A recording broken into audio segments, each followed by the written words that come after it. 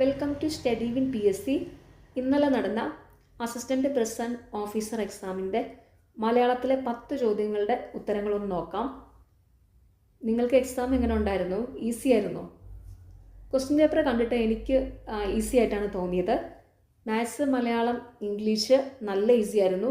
അതുപോലെ special topics 20 questions, അതും എല്ലാം പ്രീവിയസ് ഇയറിലെയാണ് ചോദിച്ചത്, അതും നല്ല ഈസി ആയിരുന്നു. പിന്നെ G K and current affairs മാത്രം ചില ചോദ്യങ്ങൾ ഇച്ചിരി ടഫായിട്ട് എനിക്ക് തോന്നി. അപ്പോൾ ഓവറോൾ മൊത്തത്തിൽ എക്സാം ഈസി ആയിട്ടാണ് എനിക്ക് തോന്നിയത്. അപ്പോൾ നിങ്ങൾക്ക് എങ്ങനെ ഉണ്ടായിരുന്നു? എക്സാം എഴുതിയവർക്ക് എങ്ങനെ ഉണ്ടായിരുന്നു എന്നൊന്ന് താഴെ കമൻറ്റ് ചെയ്യണേ. ഈസി ആയിരുന്നോ, മോഡറേറ്റ് ആയിരുന്നോ, അതോ ടഫ് ആയിരുന്നോ എന്ന്. പിന്നെ പ്രൊവിഷണൽ ആൻസർ കീ നോക്കിയിട്ട് നിങ്ങൾക്ക് കിട്ടിയ മാർക്കും കൂടെ എക്സാം എഴുതിയവർ താഴെ ഒന്ന് കമൻറ്റ് ചെയ്യുക കേട്ടോ. കമൻറ്റ് ബോക്സിൽ ഒന്ന് കമൻറ്റ് ചെയ്യുക, ഏകദേശം എത്ര മാർക്കൊക്കെ എല്ലാവർക്കും കിട്ടിയെന്നൊന്ന് അറിയാനായിട്ടാണ്. പ്രൊവിഷണൽ ആൻസർ കീ ചാനലിൽ കൊടുത്തിട്ടുണ്ട്. ഓക്കെ, അപ്പോൾ നിങ്ങൾ അത് നോക്കിയിട്ട് മാർക്കൊന്ന് കമൻറ്റ് ചെയ്യുക. പിന്നെ ഈ എക്സാമിൻ്റെ മാത്സ് ഡീറ്റെയിൽഡ് ആയിട്ട് എക്സ്പ്ലെയിൻ ചെയ്ത വീഡിയോയും ചാനലിലുണ്ട്. ഇതിൻ്റെ പ്രൊവിഷണൽ ആൻസർ കീ ഉണ്ട്. അപ്പോൾ മാത്സ് ഒക്കെ ആണെങ്കിൽ നിങ്ങൾ പഠിച്ചു വെക്കുക, കാരണം ഇനി വരുന്ന എക്സാമുകളിൽ ഇതിൽ നിന്നുള്ള ക്വസ്റ്റ്യൻസ് ഒക്കെ പ്രതീക്ഷിക്കാം. മാത്സ് എല്ലാം തന്നെ പ്രീവിയസ് ഇയറിലെ ആയിരുന്നു. എനിക്ക് തോന്നുന്ന റേഷ്യോയുടെ ഒരു പ്രോബ്ലം മാത്രമേ ഉള്ളൂ നിങ്ങൾക്ക് ഇച്ചിരിയെങ്കിലും ഡൗട്ട് അടിച്ചിട്ടുള്ളൂ. ബാക്കി 10 മാർക്കിൽ 9 മാർക്കും എല്ലാവർക്കും തന്നെ കിട്ടിക്കാണും. ഓക്കെ, അപ്പോൾ ഇവിടെ ഫസ്റ്റ് ക്വസ്റ്റ്യൻ, ശരിയായ പദം ഏത്? ഓപ്ഷൻ എ ഐകമത്യം, ഓപ്ഷൻ ബി ഐക്യമത്യം, ഓപ്ഷൻ സി ഐക്യമത്യം, ഓപ്ഷൻ ഡി ഐകമത്യം. ഇവിടെ ശരിയായ പദം ഓപ്ഷൻ എ ആണ്, ഐകമത്യം. ഇതാണ് ശരിയായ പദം. ഇത് PSC ഒരുപാട് തവണ റിപ്പീറ്റ് ചെയ്ത് ചോദിച്ചിട്ടുള്ള ചോദ്യമാണ്. ഇവിടെ ശരിയായ പദം ഐകമത്യമാണ്. ഐകമത്യം.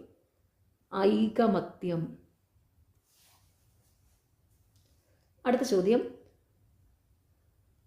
എ ബേർഡ്സ് ഐ വ്യൂ എന്നതിന് തുല്യമായ മലയാള വാക്യം. A birds eye view. Correct answer option B ആണ്, ഒരു വിഹഗ വീക്ഷണം. വിഹഗ വീക്ഷണം എന്ന് വെച്ചാൽ എന്താണ്? മൊത്തത്തിൽ ഡീറ്റെയിൽഡ് ആയിട്ട് നോക്കാതെ മൊത്തത്തിലൊന്ന് ഓടിച്ചു നോക്കുമല്ലോ, അതിനെയാണ് വിഹഗ വീക്ഷണം എന്ന് പറയുന്നത്. അപ്പോൾ എ ബേർഡ്സ് ഐ വ്യൂ എന്നതിന് തുല്യമായത് മലയാള വാക്യം ഒരു വിഹഗ വീക്ഷണം. ഒരു വിഹഗ വീക്ഷണം, അതായത് മൊത്തത്തിലൊന്ന് ഓടിച്ചു നോക്കുക, വലിയ ഡീറ്റെയിൽഡ് ആയിട്ട് നോക്കാതെ ഒരു കാര്യം മൊത്തത്തിലൊന്ന് ഓടിച്ച് നോക്കുന്നതിനെ അല്ലെങ്കിൽ ഒന്ന് ഓടിച്ച് മനസ്സിലാക്കുന്നതിനെയാണ് വിഹഗ വീക്ഷണം എന്ന് പറയുന്നത്. ഓക്കെ,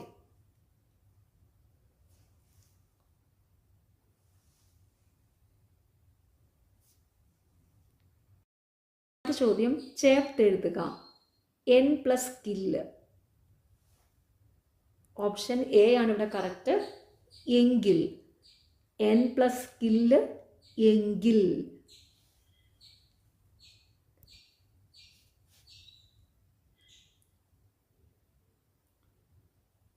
N+ ഇല്ല്, ഇതാണ് എന്നിൽ കേട്ടോ.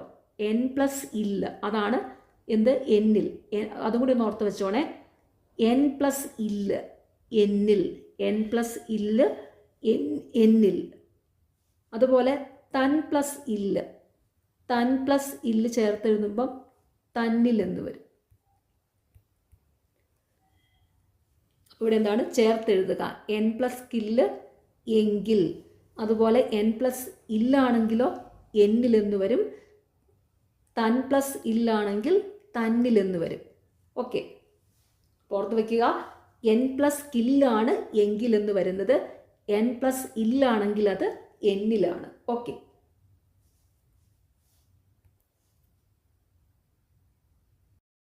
ചോദ്യം, താഴെ തന്നിട്ടുള്ളവയിൽ പൂജക ബഹുവചനം ഏത്? ഓപ്ഷൻ ബി വൈദ്യർ. പൂജക ബഹുവചനം, ഉദാഹരണം വൈദ്യര്. പൂജക ബഹുവചനം എന്ന് വെച്ചാൽ അർത്ഥം കൊണ്ട് ഏകവചനമായിരിക്കും, പക്ഷെ ബഹുമാനം സൂചിപ്പിക്കാനായിട്ടാണ് പൂജക ബഹുവചനം ഉപയോഗിക്കുന്നത്. അർത്ഥം കൊണ്ട് ഏകവചനമായിരിക്കും, പക്ഷെ ബഹുമാന അർത്ഥത്തിൽ ഉപയോഗിക്കുന്നതാണ് പൂജക ബഹുവചനം. അപ്പോൾ വൈദ്യർ എന്ന് പറയുമ്പോൾ ഒരാളാണ് വൈദ്യരെന്ന് ഉദ്ദേശിക്കുന്നത്, ഒരാളെ ഉള്ളൂ. പക്ഷെ നമ്മൾ ബഹുമാന അർത്ഥത്തിൽ, അതായത് പൂജക ബഹുവചനായിട്ട് വൈദ്യർ എന്നാണ് പറയുന്നത്, വൈദ്യർ. ഓക്കെ, ഇവിടെ ആൻസർ ഓപ്ഷൻ ബി, വൈദ്യർ. നദി എന്നർത്ഥം വരുന്ന പദം ഏത്? ഓപ്ഷൻ സി, തടിനി. നദി എന്നർത്ഥം വരുന്ന പദം തടിനി. ഇതൊക്കെ PSC എപ്പോഴും ചോദിച്ചുകൊണ്ടിരിക്കുന്ന ചോദ്യങ്ങളാണ് കേട്ടോ. വാരിധി അർത്ഥം കടല്, സമുദ്രം എന്നൊക്കെയാണ്. വാരിധി, കടല്, സമുദ്രം.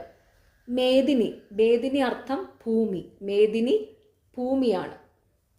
പഞ്ചമി എന്ന് പറയുമ്പോൾ പഞ്ചമം, അഞ്ചാമത്തെ എന്നുള്ളൊരർത്ഥമാണ് കേട്ടോ. പഞ്ചമ അഞ്ചാമത്തെ ആണല്ലോ, പഞ്ചമി അഞ്ചാമത്തെ. പിന്നെ പഞ്ചമി എന്ന് പറയുമ്പം പാഞ്ചാലിയുടെ ഒരു പര്യായമായിട്ട് വരുമെന്നാണ് ഞാൻ നോക്കിയപ്പോൾ എനിക്ക് മനസ്സിലായത് കേട്ടോ.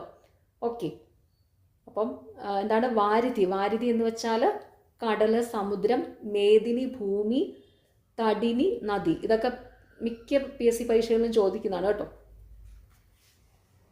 ഓക്കെ,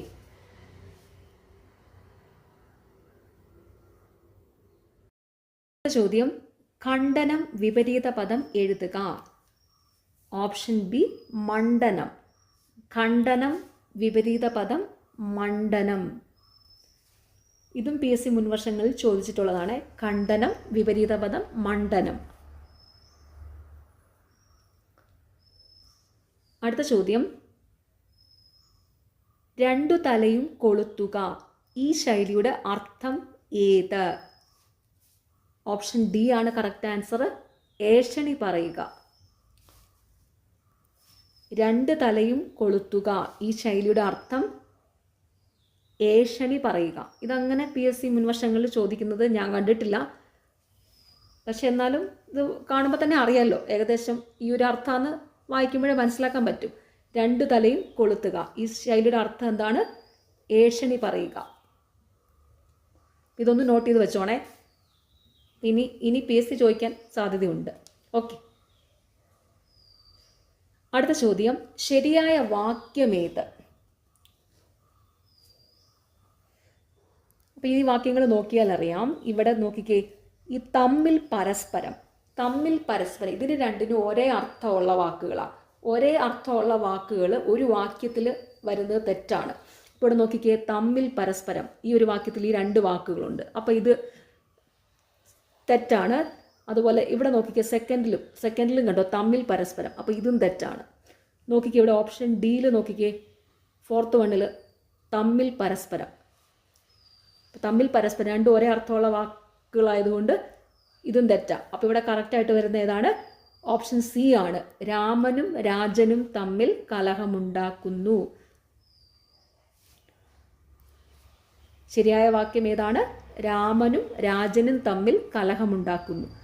ഒരേ അർത്ഥമുള്ള രണ്ട് വാക്കുകൾ ഒരു വാക്യത്തിൽ വന്നിട്ടുണ്ടെങ്കിൽ അത് തെറ്റാണ്, അങ്ങനെ വരാൻ പാടില്ല. അപ്പോൾ ഇവിടെ നോക്കിക്കേ, തമ്മിൽ പരസ്പരം രണ്ടും ഒരേ അർത്ഥമല്ലേ, അപ്പോൾ അങ്ങനെ വരുന്നത് തെറ്റാണ്. ഓക്കെ, അങ്ങനെ വരാത്തപ്പോൾ ഇവിടെ ഏതാണ്? രാമനും രാജനും തമ്മിൽ കലഹമുണ്ടാക്കുന്നു, അതാണ് ഇവിടെ കറക്റ്റായ വാക്യം. ഓക്കെ, അടുത്ത ചോദ്യം, വിലമതിക്കാൻ വയ്യാത്തത് ഒറ്റപ്പദം എഴുതുക. ഓപ്ഷൻ എ ആണ് കറക്റ്റ്, അമൂല്യം. അറിയാവുന്നതാണല്ലോ അല്ലേ, എല്ലാവർക്കും അറിയാം. വിലമതിക്കാൻ വയ്യാത്തത് ഒറ്റപ്പദം ഏതാണ്? അമൂല്യം. അമൂല്യ വസ്തു എന്നൊക്കെ പറയത്തില്ലേ, വിലമതിക്കാൻ വയ്യാത്തത് ഒറ്റപ്പദം അമൂല്യം. ലാസ്റ്റ് ക്വസ്റ്റ്യൻ, സ്ത്രീലിംഗ ശബ്ദം ഏത്? മനുഷ്യൻ, പൊതുവാൾ, രാജ്ഞി, മകൻ. സ്ത്രീലിംഗ ശബ്ദം ഏതാ? രാജ്ഞി. Simple question. സ്ത്രീലിംഗ ശബ്ദം ഏതാണ്? രാജ്ഞി. ഓക്കെ, അപ്പോൾ എല്ലാവരും എക്സാം നന്നായിട്ട് എഴുതിയെന്ന് വിചാരിക്കുന്നു. അപ്പോൾ ഇനി വരുന്ന എക്സാമുകളിൽ ഇതിൽ നിന്നുള്ള ക്വസ്റ്റ്യൻസ് ഒക്കെ പ്രതീക്ഷിക്കാം കേട്ടോ. അപ്പോൾ ഇതിലെ ചോദ്യങ്ങളെല്ലാം മുഴുവൻ എല്ലാവരും നന്നായിട്ട് തന്നെ പഠിക്കുക. എല്ലാവരും 10th ലെവൽ എക്സാമൊക്കെ എഴുതുന്നുണ്ടായിരിക്കും, 10th ലെവൽ, ഡിഗ്രി ലെവലൊക്കെ എഴുതുന്നുണ്ടല്ലോ. അപ്പം എല്ലാവരും ഈ ചോദ്യങ്ങളെല്ലാം നന്നായിട്ട് തന്നെ പഠിക്കുക. ഇനി ഇതിൽ നിന്നുള്ള ക്വസ്റ്റ്യൻസ് ഒക്കെ പ്രതീക്ഷിക്കാം. Okay, thank you.